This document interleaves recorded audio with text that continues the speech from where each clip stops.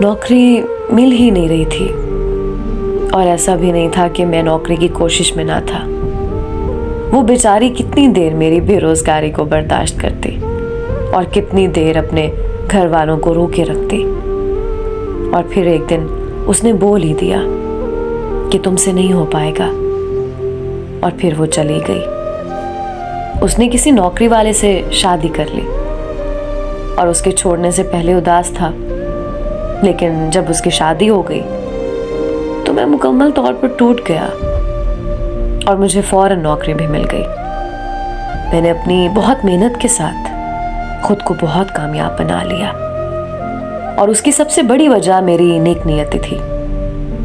और आज जब 4 साल बाद मेरा और उसका आमना सामना हुआ तो पता चला कि उसके शौहर की नौकरी चली गई थी, जिसकी वजह से रोज घर में लड़ाई होती थी। और एक दिन शौहर ने उसे छोड़ दिया। जब वो मेरी तरफ देख रही थी तो मुझे उसकी आंखों में साफ नजर आ रहा था कि आज उसे एहसास हो रहा है कि उसने क्या खोया है। मैं बिना कुछ कहे वहां से निकल आया। पता नहीं मैं उससे अब भी मोहब्बत करता हूँ कि नहीं, पर अब किसी पर और मोहब्बत पर यकीन नहीं रहा। बस अब अकेले रहने की इतनी आदत हो गई है कि किसी को अपने साथ तस्वुर करके भी बहुत परेशान हो जाता हूँ।